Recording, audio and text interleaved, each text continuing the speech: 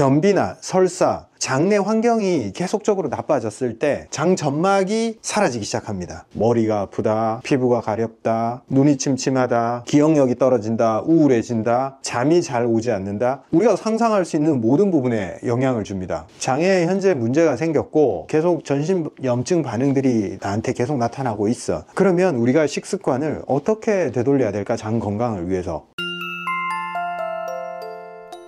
안녕하십니까 구독자 여러분, 후쌤입니다. 오늘 들고 온 주제는 장입니다. 장의 문제를 우리가 간단히 생각을 하면 변비, 설사 이런 종류가 있겠죠. 그런데 그 변비, 설사가 결국 드러나는 형태지만 실제로 우리가 대장 점막이 얇아져서 대장으로 장 독소가 흡수되기 시작하면 전신적인 증상이 나타납니다. 알러지, 피부질환, 소화장애, 탈모, 피부병, 심지어 불안, 우울, 수면장애, 정신적 문제까지 따라옵니다. 장은 독소가 있어도 대변으로 배출을 하게 설계가 되어 있는데 장 독소가 몸으로 흡수가 된다. 이런 일들이 왜 일어날까요? 오늘은 그 부분에 대해서 중점적으로 다뤄보도록 하겠습니다. 먼저 장 독소, 아무래도 소화의 대사산물들이 장에 최종적으로 모이기 때문에 거기는 암모니아도 있고 황화수소도 있고 나쁜 것들이 많이 생겨요. 그 중에서 제일 우리가 안 좋게 보는 게 뭐냐면 균이 많이 살잖아요. 장내에 좋은 균도 살고 나쁜 균도 살아요. 무엇을 좋은 균이라 하고 무엇을 나쁜 균이라 부를까?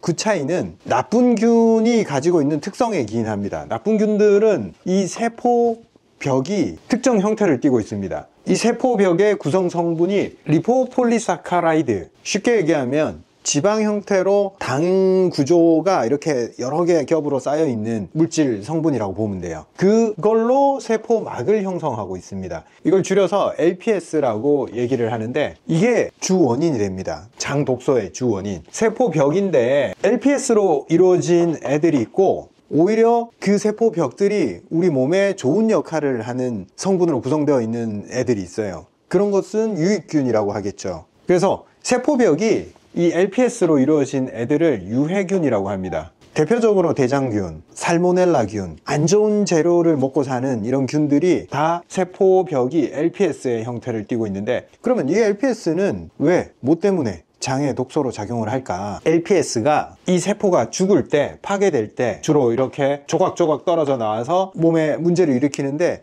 실제 대장 내에 있을 때는 큰 문제를 일으키지 않아요. 대장에서 흡수돼서 혈액으로 들어갔을 때 문제를 일으켜요. 근데 이게 쉽게 일어나는 일은 아니에요. 장도 점막으로 보호되어 있어요. 장이 있으면 이 장 표면은 끈적끈적한 점막으로 이루어져 있기 때문에 여기에 LPS가 있다고 하더라도 이걸 뚫고 가지를 못해요. 이 점막에 묻혀버립니다. 그리고 점막을 뚫고 지나갔다 하더라도 이 세포 사이에 이 구멍이 수분이나 아주 미세한 영양소만 통과할 수 있어요. 이렇게 크기가 큰 LPS가 타이트 정션이라고 하는데 이 틈새를 통과를 못해요. 그래서 대장 내에만 머물러 있습니다. 그리고 대변을 볼 때 다 배출이 되는 거죠. 양이 계속 증가를 하더라도 대변만 잘 보면 다 빠져나옵니다. 근데 언제 문제를 일으키냐? 변비나 설사, 장내 환경이 계속적으로 나빠졌을 때 이 점액질, 장 점막이 사라지기 시작합니다. 우리가 설사 계속 하다 보면 나중에 끈적끈적한 곱 같은 게 나오죠.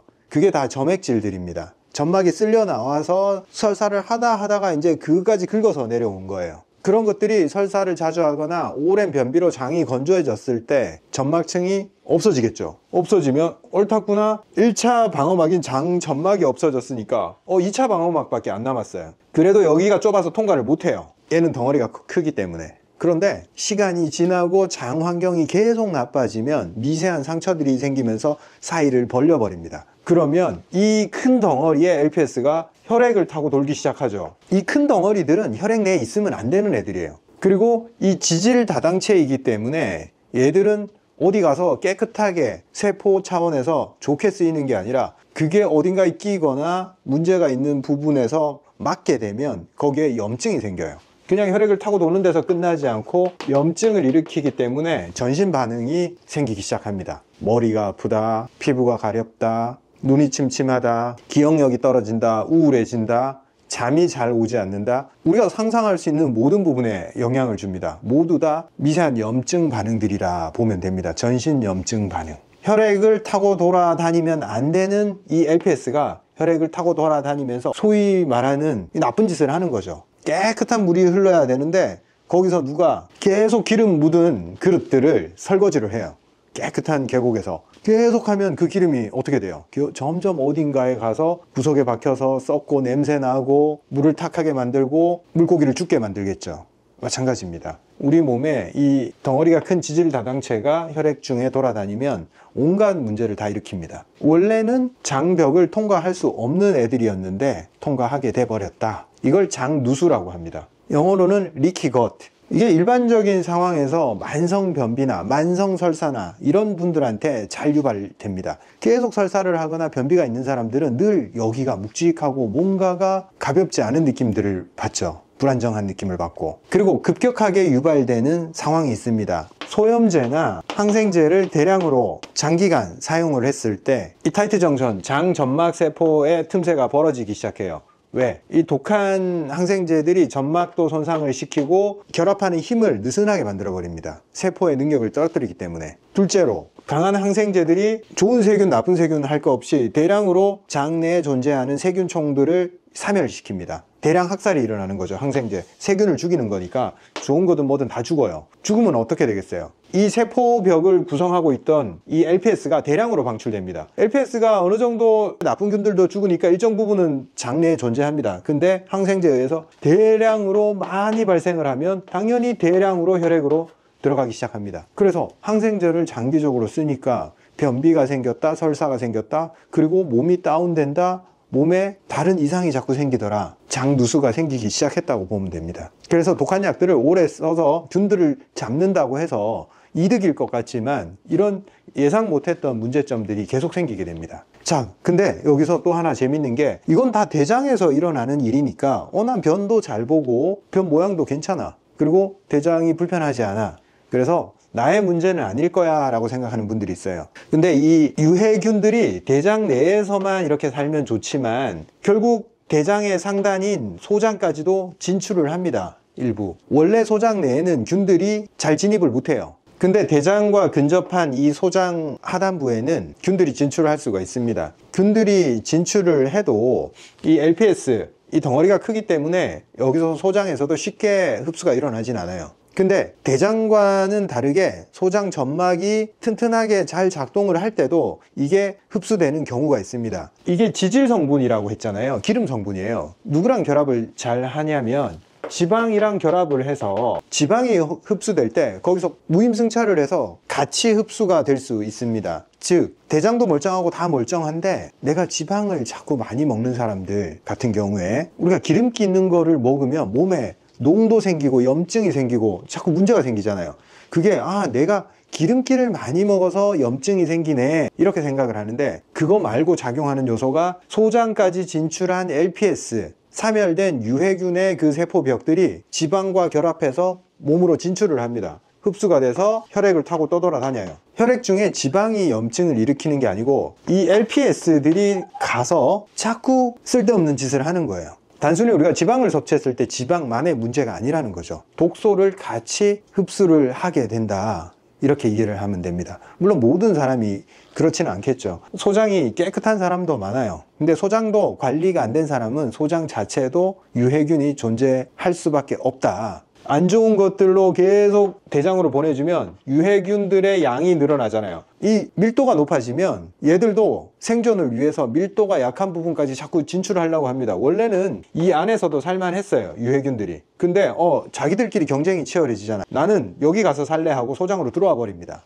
양이 많아지면. 유해균을 증식시키는 그런 식습관을 계속 가지고 있었을 때 대장이 버텨준다고 해도 대장 말고 소장을 통해서도 이 염증 물질들이 유입이 돼서 내 몸에 독성 반응을 일으킨다, 이렇게 보시면 됩니다. 장에 현재 문제가 생겼고 계속 전신 염증 반응들이 나한테 계속 나타나고 있어. 자꾸 어딘가에 자꾸 염증이 생기고 있어요. 그러면 우리가 식습관을 어떻게 되돌려야 될까? 장 건강을 위해서. 자꾸 유해균들이 많아지고 개들이 배출하는 이 LPS에 의해서 내 몸이 망가지는데 그 유해균을 줄이는 행동을 해야 되는 게 당연하잖아요. 어떤 식의 식습관을 해야 되냐 라고 봤을 때 우리 장내 세균총들도 사람들이 뭘 먹고 사느냐에 따라서 계속 진화를 해오고 변화를 해왔어요. 태어나서 뭘 먹느냐에 따라서 세균총들이 인종별로 시기별로 달라집니다. 모유 수유를 하냐 분유를 먹이냐 이거에 따라서도 장내 세균총이 달라져요. 그리고 이유식을 할 때부터 점점점 우리 식습관에 영향을 받으면서 그 균들의 재료가 되는 음식들에 의해서 그 균주들,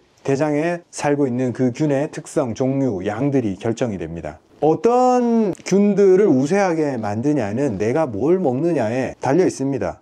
그러면 어떤 걸 먹는 게 나한테 유리할까 봤을 때 인류가 이 세균, 대장 내의 세균이랑 대장이라는 이 소화기관이 만들어진 이후부터 줄곧 같이 공생해 왔다고 보면 됩니다. 가깝게는 30만 년 전에 호모 사피엔스가 아프리카에 퍼져 살 때 그때 먹었던 음식들에 의해서 만들어진 균에 우리 몸은 적응을 했겠죠. 그 균들과 같이 사는 방법을 몸이 터득을 하고 그 균에 익숙해진 거예요. 어떤 균을 우세하게 만들까는 내가 먹는 거에 달려 있지만 어떤 균이 나한테 유리하냐는 우리 조상들이 얼마만큼 그 균과 오랜 시간 공존을 해왔냐 이걸 생각하면 됩니다. 즉 우리 조상들이 가장 오랜 시간 동안 먹어왔던 거, 소위 말하는 신토부리, 우리 조상들이 한반도에서 산 기간만큼 한반도에서 나는 그 음식들에 계속 길들여 오면서 그에 적합한 균들이 여기에 자리를 잡고 있단 말이에요.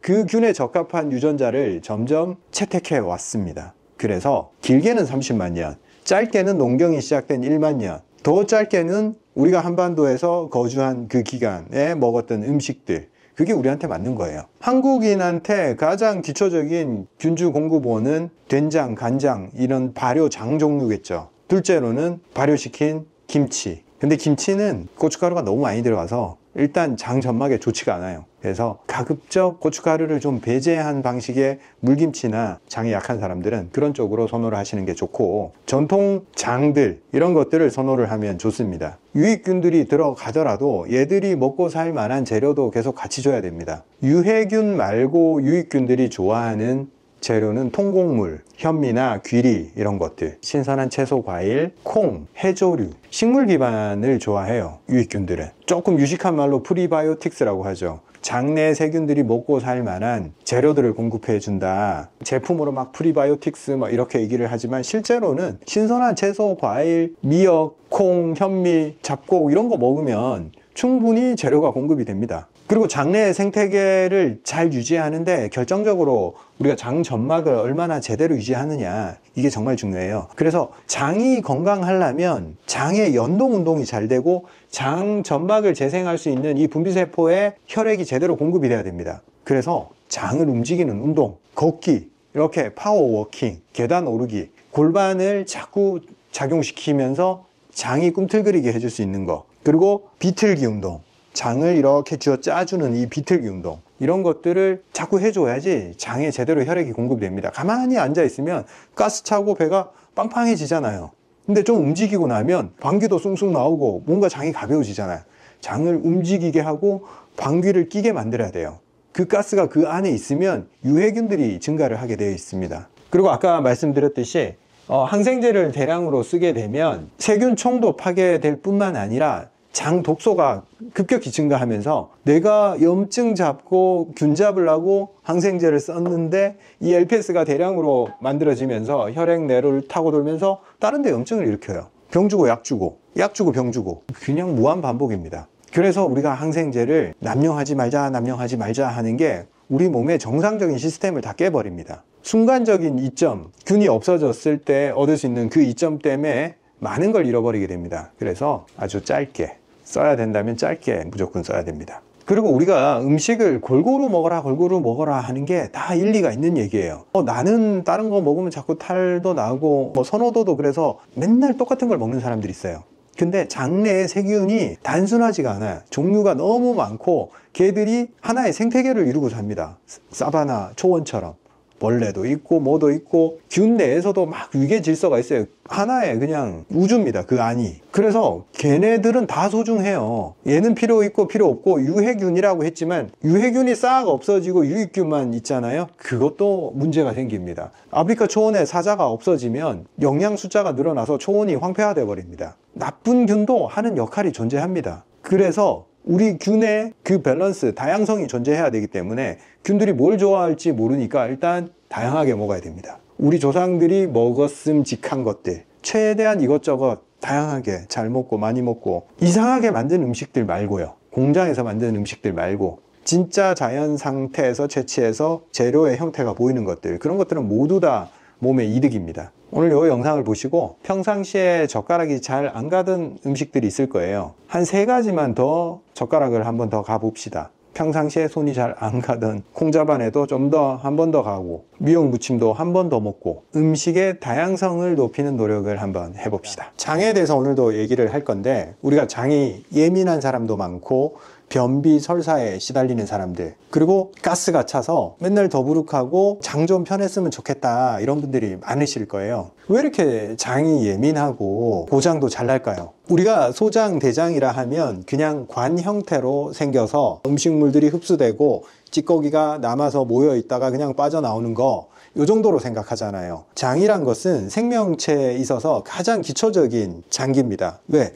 음식물이 들어와서 장 속에 있을 때까지 그건 외부예요. 장벽을 통과해서 혈액으로 들어와야지 그때부터 내 몸에 쓰이는 내부로 들어온 거예요. 그 과정이 생각보다 굉장히 복잡하게 일어나기 때문에 장 문제가 감정에도 영향을 받고, 내가 운동을 좀 안 하면 배변이 잘 안 되고, 음식을 또 어떤 걸 먹으면 또 탈이 나고, 굉장히 예민하게 작용을 합니다. 단순한 기관이 아니기 때문에 그래요. 먼저 인간의 장을 얘기를 하기 전에 더 단순한 장을 가진 동물들, 원시 다세포 생물인 히드라, 해파리, 이런 생물들이 어떤 식의 장애 활동을 하는지 먼저 말씀을 드릴게요.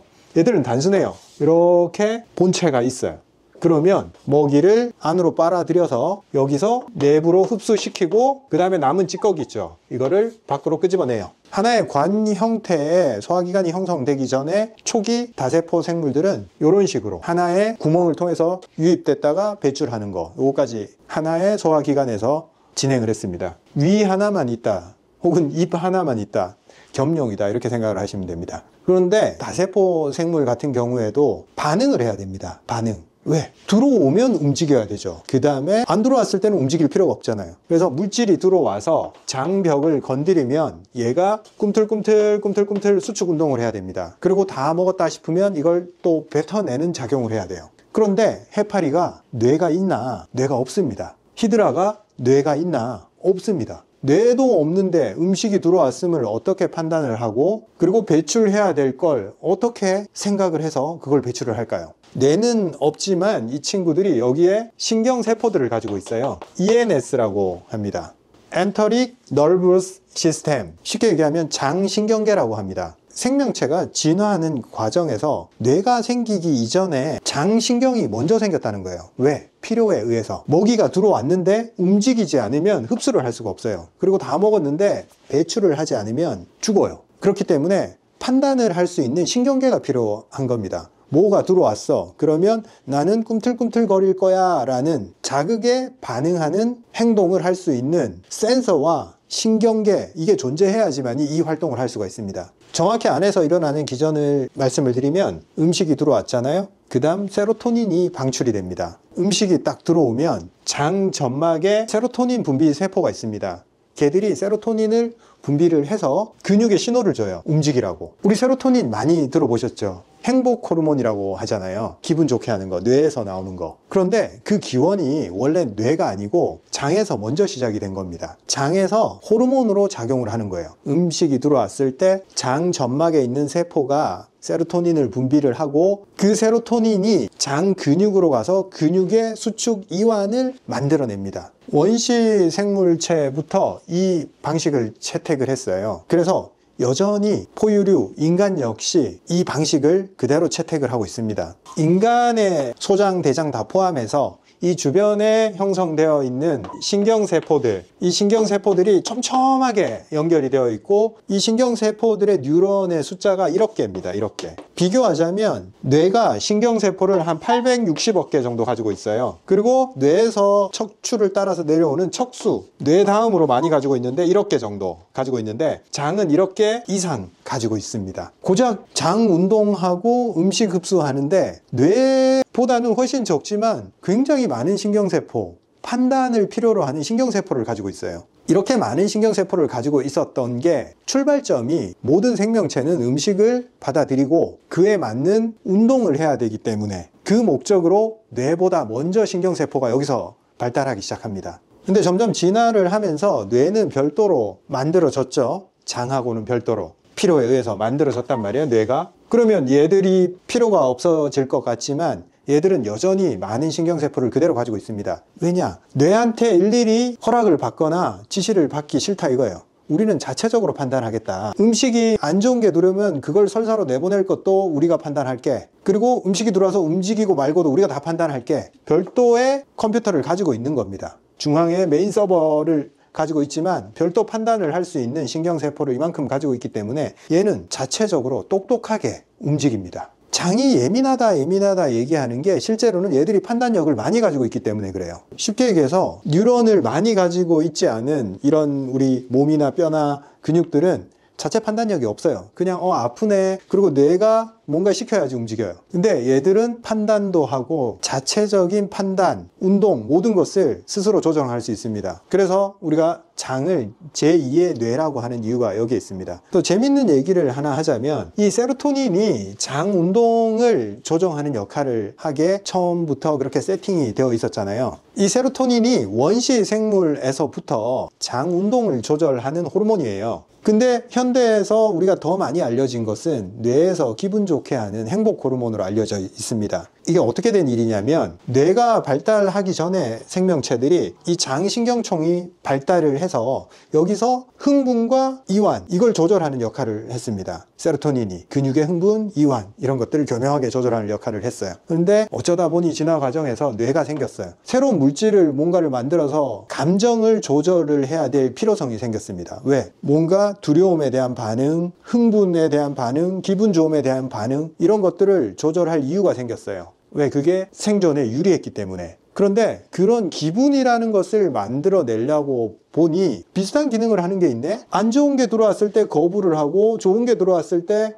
굉장히 긍정적 반응을 일으키는 장에서 사용하는 세로토닌이라는 게 있네? 새로운 거 만들어내지 말고 비슷한 기능이니까 우리도 이거 갖다 써. 뇌에서도 이 세로토닌을 그런 기분을 조절하는 유사한 목적으로 사용을 하기 시작합니다. 또 한 가지, 이 세로토닌의 합성이 장에서 더 많이 합성을 합니다. 90%는 장에서 합성이 돼요. 물론 장에서 합성된 이 모든 걸 뇌가 가져가진 않아요. 왜? 장에서 쓰려고 이만큼 합성을 했습니다. 세로토닌이 쓰임새는 뇌보다 장이 압도적으로 많다는 거예요. 그렇지만 이 장에서 세로토닌을 합성하기 위해서 트립토판이라는 전구물질을 만들어요. 트립토판이 만들어지고 그걸 재료로 세로토닌이 만들어지는데, 그 트립토판은 뇌로 공급이 될 수가 있어요. 그래서 장 운동이 좋고 장이 건강하면 뇌의 세로토닌 합성에 도움을 줍니다. 그래서 우리가 장이 건강해야지 기분이 좋다, 이렇게 말씀드릴 수 있는 거예요. 뇌에서 합성되는 세로토닌은 장보다는 압도적으로 적어요. 5%밖에 안 됩니다. 그래서 우리 몸에서 생성되는 대부분의 세로토닌은 장에서 합성해서 장이 지가 쓰려고 만든 거다. 아까 말씀드렸다시피 장 지가 기분 좋게 운동하려고, 그리고 그 과정에서 세로토닌의 전구 물질인 트립토판이 만들어져서 뇌로 공급이 돼서 기분도 좋게 만들어주더라. 뇌에 세로토닌 합성하는데도 도움을 주더라. 그리고 장이 건강했을 때 장과 뇌는 이 미주신경 그리고 자율신경에 의해서 서로 연락을 주고받아요. 그래서 내가 기분이 안 좋아, 그러면 밥맛이 없어지고 장 운동이 안 되고 가스가 차고 배가 아파요. 반대로 장이 편안하면 신경이 안정이 돼서 기분 좋아, 우리가 변을 쫙 내보내고 나면 바로 기분이 좋아지잖아요. 장의 컨디션과 우리의 기분은 직접적으로 계속 호르몬 그리고 신경 두 가지로 계속 영향을 주고받습니다.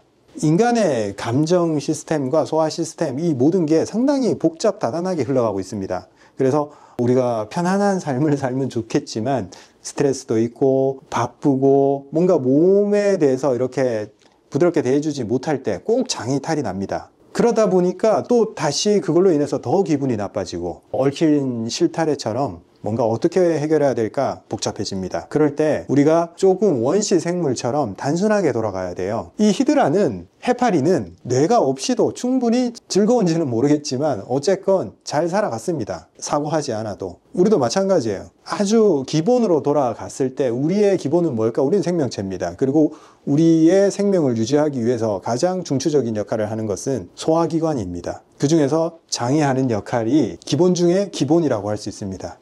우리가 장을 건강하게 하는 건 그렇게 복잡하지 않아요. 단순해요. 이 장이 들어왔을 때 이게 나한테 필요한 물질이냐 아니냐를 판단하는 것은 자극 요소입니다. 내가 받아내기에 너무 강하면 나는 거부를 해요. 우리 장들이 그렇게 시스템화가 되어 있습니다. 원래는 건강했지만 점막이 좀 약해져서 예민함이 더 증가했을 수도 있어요. 어쨌건 내가 느끼기에 자극으로 느끼는 것들을 좀 배제를 하고 부드러우면서도 생명력이 포함된 음식들을 먹었을 때 장내 환경을 회복시킬 수가 있어요. 가급적 최근까지 살아있었던 음식, 생명력이 있는 음식들, 가공해서 오래 보관한 음식들은 생명력이 다 죽어 있어서 그걸 먹이로 살아가는 균들은 장내에 유해균들밖에 없어요. 장내에 건강한 균들은 전부 다 신선한 음식을 딱 기다리고 있어요. 살아있었던 음식들, 거기서 그걸 먹고 장내 환경을 회복하기 때문에 우리 같이 공생하는 장내 유익균들을 위해서 좋은 걸 계속 먹어줘야 됩니다.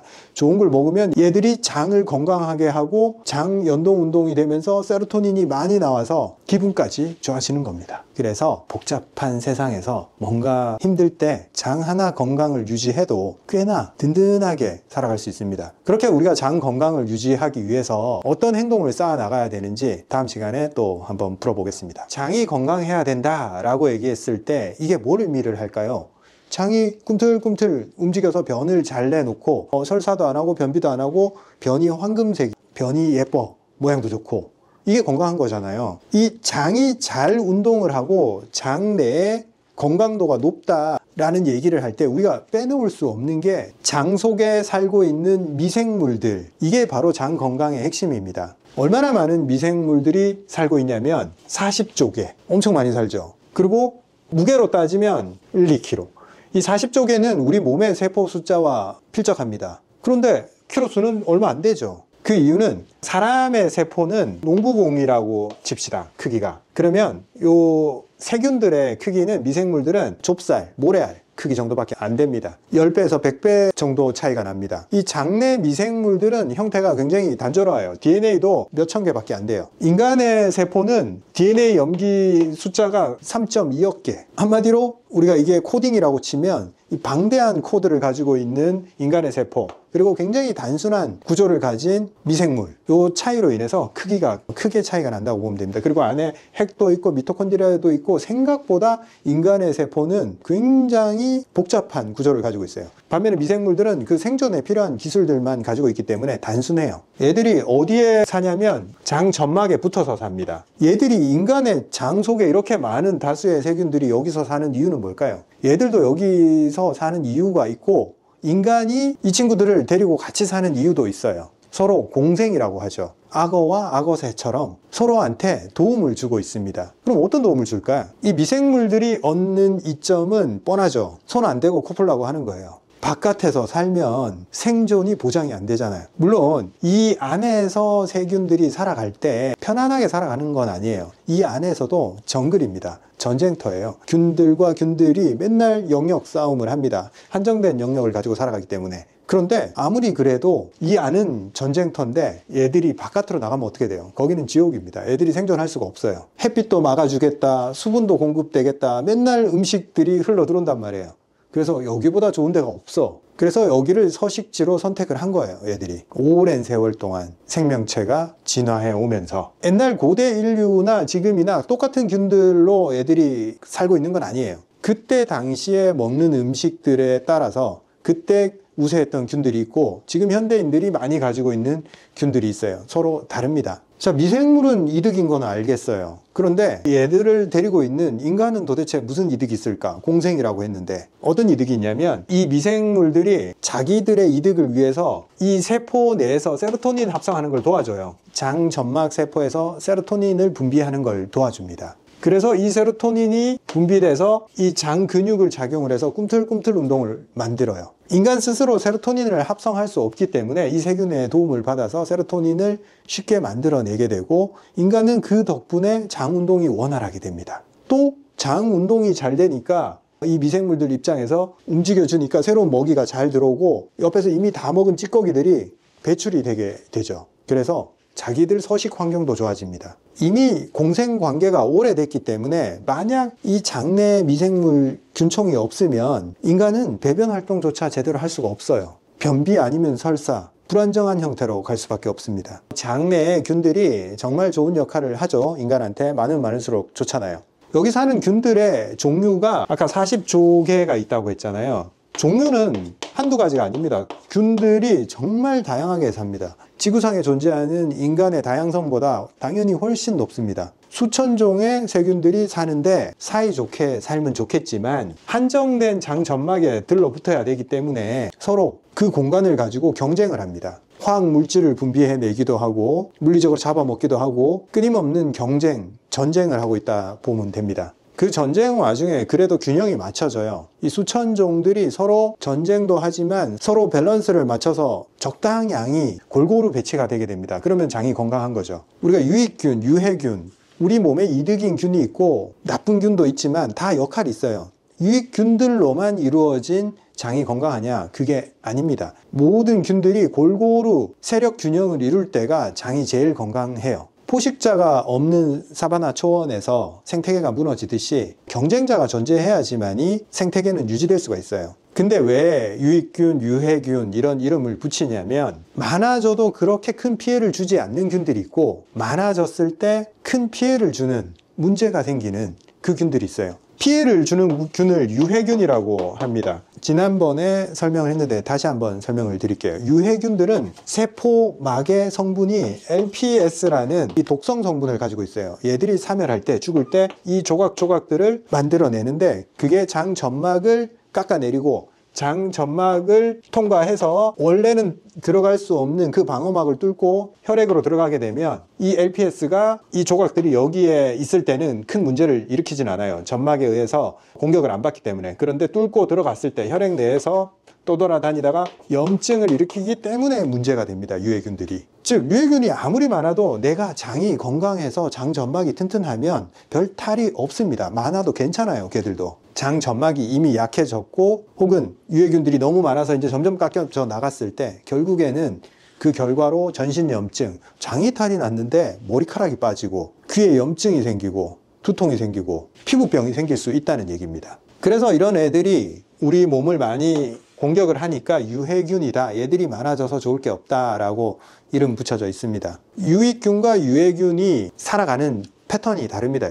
유익균들의 세포벽은 점막의 재료가 되기도 하고 장 운동에 도움이 되기도 하고 꽤나 잘 쓰입니다. 우리 몸에서. 그래서 애들이 많아졌을 때 별 탈이 없으니까 유익균이다. 실험실에서 염색을 해서 구분해내는 방법으로 이 두 개의 분류를 합니다. LPS가 포함되어 있기 때문에 이 그람 염색법에서 음성이 나와서 그람 음성균, 이건 그람 양성균, 이렇게 두 개가 분류가 돼요. 수천 종이 있지만 이 군들이 있고 이런 LPS를 내는 애들이 있다. 이렇게 이해를 하시면 됩니다. 대표적인 게 비피더스, 유산균. 얘들은 대장균, 살모넬라균, 장에 탈을 일으키는 애들이죠. 많아졌을 때. 적게 있을 때는 괜찮아요. 대장균 다 있어요. 있는데 많아졌을 때 문제가 생기는 겁니다. 그리고 먹이도 다릅니다. 얘들은 주로 식이섬유를 먹고 배출해내는 게 유기산이고 얘들은 단백질을 먹이로 삼으면서 독소를 내놓습니다. 원래 다 골고루 이렇게 배치되어 있으면 큰 문제를 일으키지 않아요. 왜냐하면 40조 개의 세포들이 공간을 가지고 경쟁을 하고 있다고 생각해 보세요. 한 놈이 우세하지 않고 다들 고만고만해. 그래서 전쟁이 맨날 일어나고 있지만 서로 그냥 한 놈이 많아지지 않게 서로 억제를 시키고 있는 거예요. 사바나 초원에서 사자가 아무리 많이 잡아먹어도 사자의 개체수는 억제가 되잖아요. 늘 비슷한 수의 동물들이 평형을 이루고 있는 이유는 생태계 균형을 맞추고 있기 때문에 그렇습니다. 근데 이 전쟁터에 균형을 깨는 사건이 생깁니다. 보급이 달라졌을 때. 두 개의 군대가 있는데 얘들이 좋아하는 걸 많이 주면 얘들이 우세하게 돼서 얘들은 억제가 돼버려요. 그리고 얘들이 좋아하는 걸 많이 주면 얘들이 쫙 공간을 다 차지하면서 얘들을 억제시켜 버립니다. 보급품에 따라서 전쟁터의 상황이 달라져요. 뭘 보급을 해주느냐, 누가 보급해 줬어요? 사람이 뭔가를 먹었겠죠. 얘들이 좋아하는 것은 섬유질이에요. 채소, 과일, 식이섬유. 얘들이 좋아하는 것은 고지방, 고당분, 이런 거 어디에 들어있어요? 패스트푸드, 가공식품, 탄수화물, 지방. 얘들은 살아있는 식물들. 원체 현대인들의 식단이 고지방, 고당분으로 바뀌었기 때문에 대부분의 사람들은 유해균이 우세한 상황이 되어 있습니다. 그래서 현대인들의 전형적인 문제, 변비, 이거에 시달리는 거죠. 장내 환경이 깨지니까 이게 안 나오는 거예요. 활동을 안 하고. 그래서 태초부터 장내 신경 전달 물질이었던 이 세로토닌 부족에 시달립니다. 장이. 장 신경 활성이 다 죽어 있는 거죠. 그래서 음식이 들어와도 장이 운동하지 않는 그런 상태가 되어버립니다. 둔감해진 거죠. 장의 연동 운동이 너무 떨어져 있어서 막 우리가 식이섬유를 먹고 막 해도 장이 반응을 안 하는 그런 분들이 많아요. 그러면 물리적 운동이라도 해 주셔야 돼요. 이 장이 꿈틀꿈틀 거리게 해줘야 되는 거예요. 장을 움직이게 할 수 있는 운동은 가장 가까운 큰 근육인 이 고관절 주위의 혈액을 막 들어갔다 뺐다 하면 이 주변에 있는 혈액순환이 되기 시작합니다. 그래서 압박받던 장이 물리적으로 외부에서라도 이렇게 움직여서 활동이 일어나면 꽉 차 있던 이 유해균들이 밀려서 빠져나가기도 하고, 그 빈자리를 좀 좋은 거 먹어서 유익균들로 좀 채우면 또 세로토닌이 다시 분비돼서 장 활동을 또 만들어내는 그 과정이 다시 되는데, 만성 변비에 오래 노출된 사람들은 장내 환경이 완전 사막화가 되어 있어요. 그래서 균들 숫자가 반토막이 나 있고 장 주변 혈액순환도 안 되고, 그리고 내시경을 찍어보면 피기가 없어요. 허여멀건해요. 피가 안 들어오고 장 점막은 바짝 말라붙었고 장 독소가 자꾸 유입되는 그런 사막화된 그런 장 상태이기 때문에 복구하는데 정말 공을 많이 들이고 길게 긴 안목으로 식습관 조절하고 운동하고 사막에 나무 심는다 생각으로 그렇게 가야 되는데, 급하니까 어떻게 돼요? 자꾸 이제 장 청소해야지, 변비약 먹고 막 억지로 빼내려고만 해요. 당장에는 좀 시원한 것 같아도 그 역시 강제로 설사를 자꾸 시키면 여기는 더 말라붙어 버립니다. 그래서 변비인 분들이 이렇게 설사를 강제로 시키거나 매운 거 먹고 이렇게 설사시키는 분들도 있어요.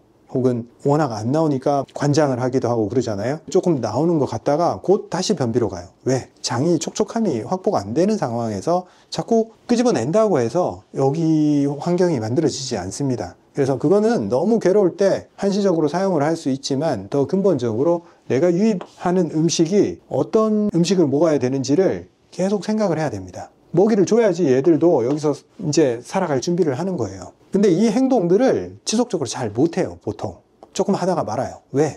반응이 안 오거든요. 뭘 좀 먹어봤는데, 채소 좀 먹어봤는데 아무런 반응이 없어. 그래서 이건 아닌가 보다 하고 그 행동을 지속적으로 안 합니다. 근데 우리가 장 건강을 회복시키는 식습관을 유지시킬 때 최소한 여기서 얘들이 털을 잡고 살아가기 위한 조건들, 이게 만들어지는 데까지 90일 정도는 노력을 하셔야 돼요. 뭐 한 달 좀 노력했다고 되는 게 아니에요. 사막에 나무 심었다고 갑자기 숲이 되던가요?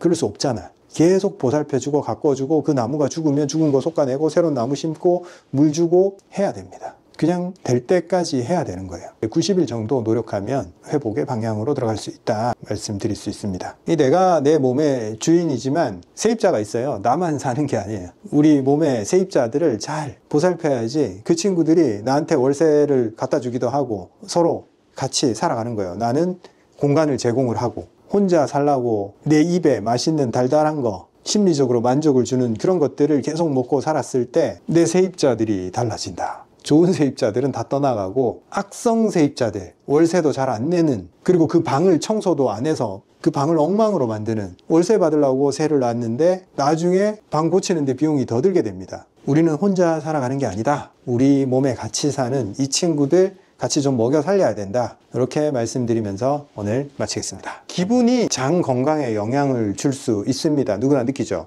시험 기간에 갑자기 배가 아프거나 오랜 기간 걱정을 하다 보면 변비가 생기거나 이런 경우를 많이 겪으실 거예요. 그 반대의 경우도 존재합니다. 장이 건강했을 때 기분이 좋아질 수 있다. 감정 상태가 달라질 수 있다. 내장의 상태는 정말 우리의 감정에 크나큰 영향을 끼칩니다. 제가 치료를 하면서도 늘 느끼는 거고, 여기 뱃속이 편안해야지만이 기분이 좋을 수가 있어요. 실제로 미국 UCLA에서 36명의 여성을 상대로 4주간 발효유를 먹게 하고 실험자들한테 환한 얼굴 사진을 보여주면서 뇌에서 반응하는 정도를 체크를 했어요. 유산균을 먹기 전과 그리고 4주간 유산균을 먹은 후에 뇌의 반응을 체크할 수 있는 fMRI를 찍어서 반응 정도를 체크를 했는데 이전보다 훨씬 덜 예민하게 반응하더라, 이런 결과가 있습니다. 고작 우리가 발효유 4주간 먹었는데 감정을 처리하는 그 예민도가 줄었더라, 이 얘기입니다. 기분이 장에 영향을 끼칠 수도 있지만 반대로 장의 건강이 뇌의 반응에 영향을 주더라. 장 내의 신경총은 거의 제2의 뇌라고 할 수 있을 정도로 많은 뉴런으로 되어 있다고 말씀드렸어요. 1억 개의 뉴런, 뇌는 860억 개의 뉴런. 엄청난 차이지만 뇌 말고는 가장 많은 신경총을 가지고 있어요, 장이. 뇌랑 이 장신경계 ENS, 얘 둘이 소통하는 방식은 세로토닌, 트립토판 호르몬으로도 소통을 하고, 그 다음 미주신경 그리고 자율신경으로 서로 계속 전화선처럼 연락을 주고받아요.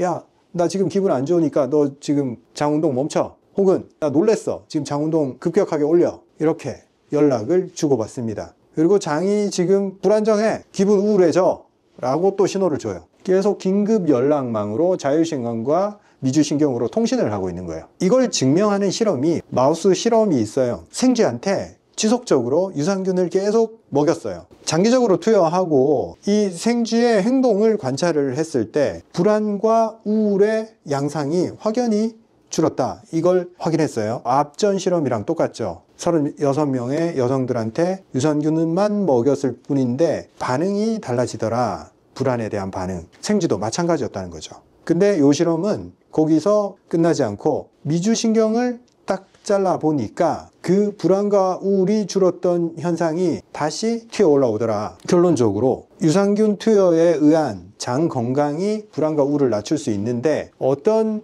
방식으로 서로 소통했느냐, 미주신경이 중간에 개입을 했다는 거죠. 그만큼 우리 장 건강이 사람의 기분과 전신 건강에 미치는 영향이 크다는 겁니다. 설사 때문에 고통을 받는 분들도 있고, 변이 계속 무르게 나오고 형태가 안 만들어지는 분들 정말 많아요.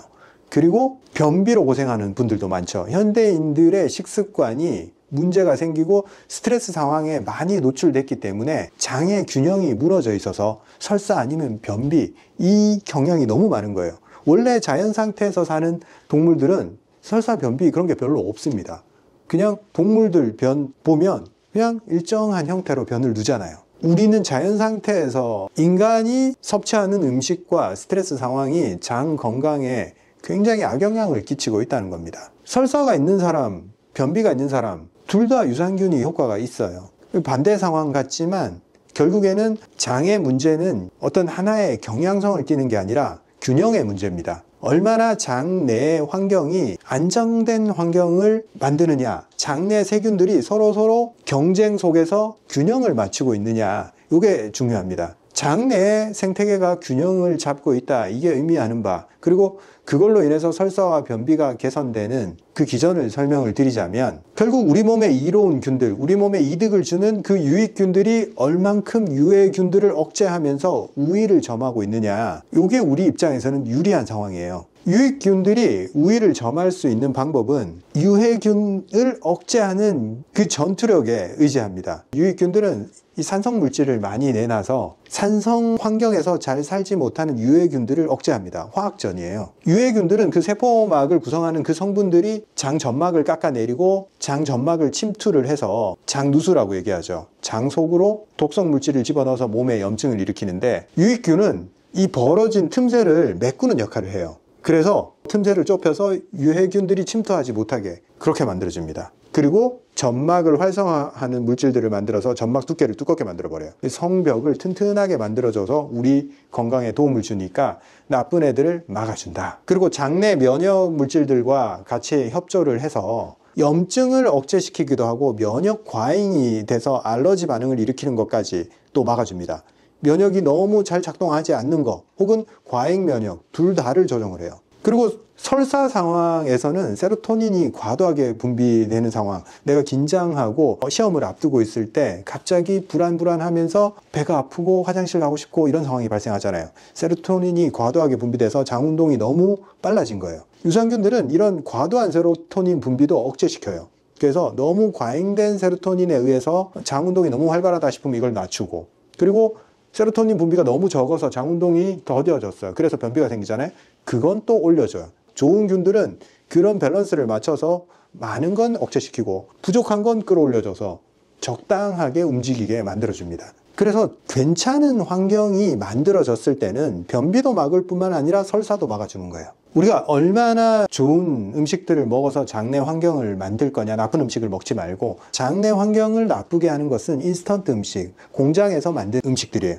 자연 상태에서 우리가 먹는 전통 음식들은 그런 게 없어요. 다 유익균들을 만들어내는 요소가 있습니다. 좋은 음식을 먹어야 되는 거 첫째. 그리고 둘째, 감정 상태가 좋아야지 장이 안정되고, 안정돼야지 유익균들이 서식할 수 있는 환경을 만듭니다. 내가 불안하고 긴장하고 변비를 유발하고 설사를 유발하면 장을 건조화시켜 버리거나 아니면 설사를 통해서 장 점막을 싹 쓸어버려요. 그러면 그거 또 회복하는데 일주일 걸립니다. 설사했다가 다 건조해져 버리니까 다시 변비가 오고, 또 변비로 꽉꽉꽉꽉 장을 혈액순환 안 되게 건조하게 만들다가 또 너무 많이 차니까 또 확 설사를 해버립니다. 또 점막은 또 손상이 되죠.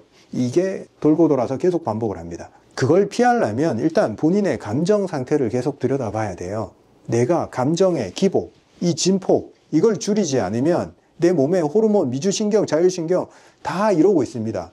그럴 때마다 장 운동은 높아졌다, 낮아졌다, 건조해졌다, 이걸 반복하게 됩니다. 그래서 내 생활이 안정화되어야 된다. 기분이 좋아야 되고 급격하게 흥분하거나 다운되거나 이거 없이 가급적 중심선에서 가야 됩니다. 업다운이 높은 사람들은 장 환경이 무너집니다. 업다운 없이 좋아도 좋구나, 좋을 수 있지, 기분이 다운이 되고 나쁜 일이 생겨도 이러다가 괜찮아지겠지, 인생 세옹지마, 그 말을 계속 떠올리면 됩니다. 좋은 게 계속 좋을 수 없어요.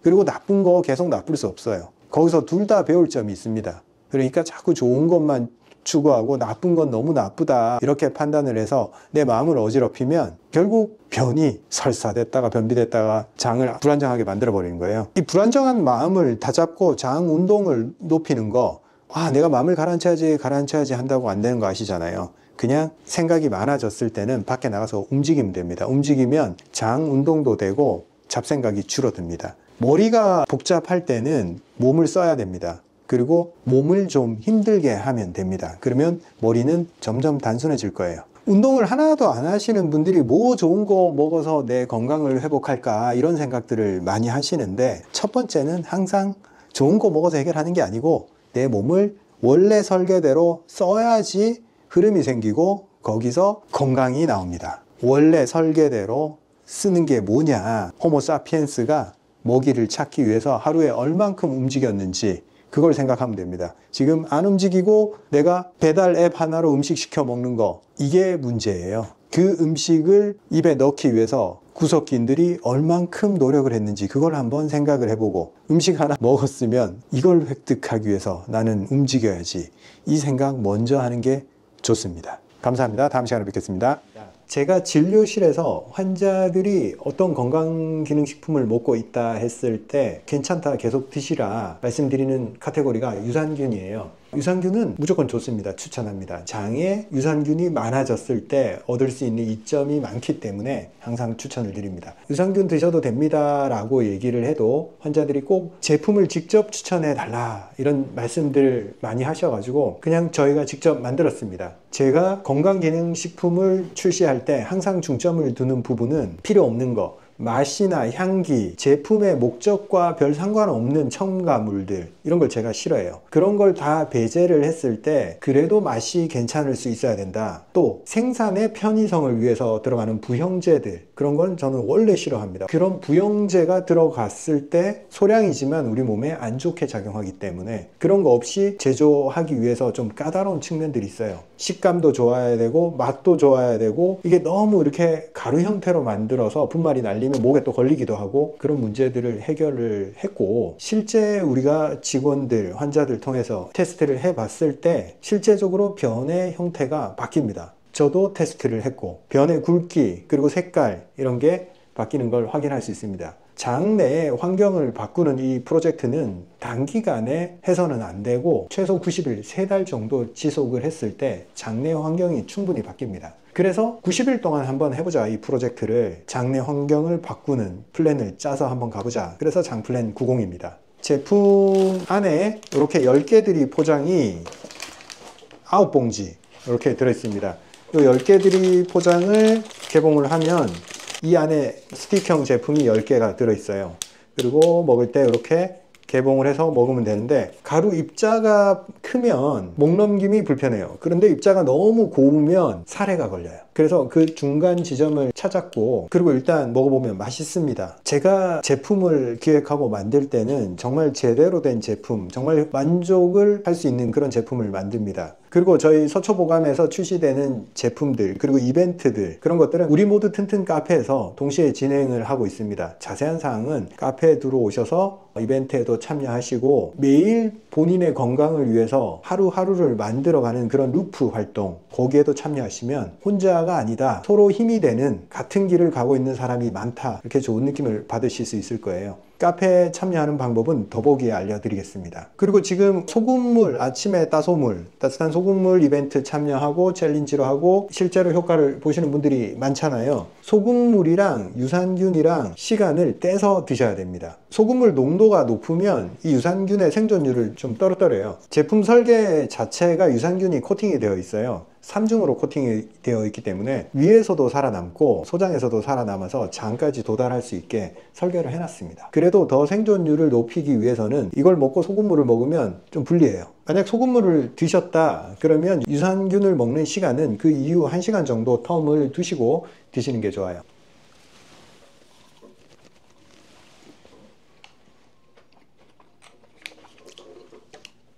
이게 처음에 우리가 시제품으로 만들었을 때 입자가 너무 크니까 거슬렸고, 두 번째로는 너무 가늘게 하니까 목걸림이 있었어요. 그 가루가 날려서. 그래서 가늘면서도 목에서 사례가 걸리지 않으면서 물 없이도 먹을 수 있을 정도로 간편하게 만들었습니다. 그리고 프리바이오틱스 중요한 거 아시잖아요. 유산균만 넣어줘서는 안 돼요. 유산균의 먹이가 중요한데 여기에 들어있는 자일로 올리고당이 실제로 먹을 때도 맛이 좋아요. 달달한 맛이 납니다. 그리고 유산균한테도 최적의 먹이가 돼요. 일반적인 유산균 제품에 잘 쓰지 않는 프리바이오틱스입니다. 그래서 2g이라는 적은 양으로도 프리바이오틱스, 프로바이오틱스, 충분한 유산균 다 공급 가능하게 설계를 했습니다. 요걸 매일 빠지지 않고 열흘만 딱 드셨을 때 분명히 변의 형태, 색깔 변화가 있을 것이라 자부합니다. 한번 해보세요. 감사합니다.